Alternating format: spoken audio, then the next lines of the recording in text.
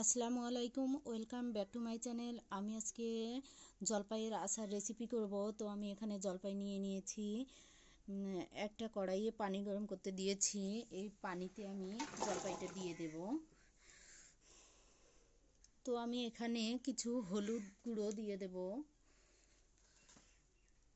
এবং ঢাকনা দিয়ে এটাকে ঢেকে রাখবো। তো আমরা দেখব জলপাইটা সেদ্ধ হয়েছে কি না। দেখুন, সেদ্ধ হয়ে ফেটে গেছে। এরকম ফেটে গেলে বুঝবেন যে সেদ্ধ হয়েছে।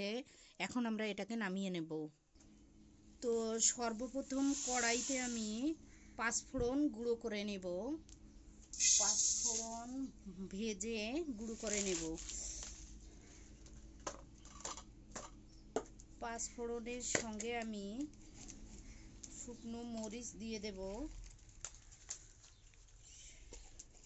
শুকনো মরিচ দিয়ে দিচ্ছি।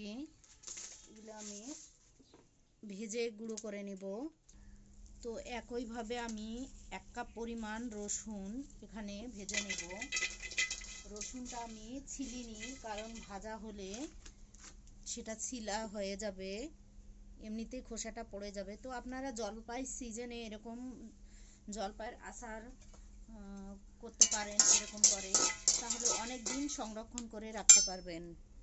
তো এখানে আমি 1 কাপ পরিমাণ সরিষার তেল দিয়ে দিয়েছি। তো তেলের মধ্যে আমি 4টে তেজপাতা, বড় বড় 2টো দারচিনি এবং 7-8টি সাদা এলাচ আমি দিয়ে দিলাম।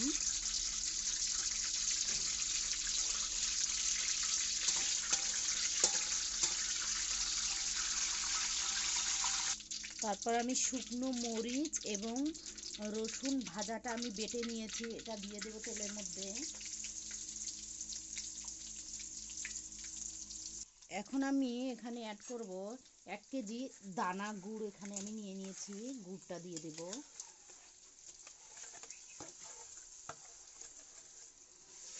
তো গুড়টা দিয়ে একটু মশলাটা এরকম করে নেড়ে দিতে হবে গুড়টা না হওয়া পর্যন্ত। তো গুড়ের মধ্যে আমি দিয়ে দেব পাঁচফোড়ন মশলা। এটা দিলে অনেক সেন্ট হবে পাঁচফোড়ন মশলা। এখানে আমি অ্যাড করব 4 চামচ ধনে গুঁড়ো, 4 চামচ জিরের গুঁড়ো। এটা আমি ভেজে গুঁড়ো করে নিয়েছি। তো গুড়টা এরকম ফুটতেছে, এখন হয়ে গেছে গুড়টা। এখানে আমি সেদ্ধ করা জলপাইগুলো একটু ভেঙে নিয়েছি, এখানে দিয়ে দেব।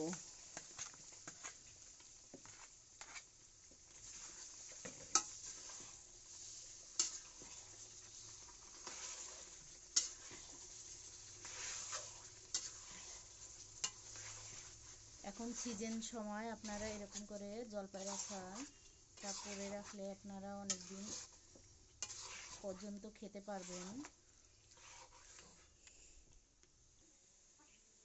তো আমাদের আচারটা অনেক টাইট হয়ে গেছে। এখন আমরা এটাকে নামিয়ে নেব।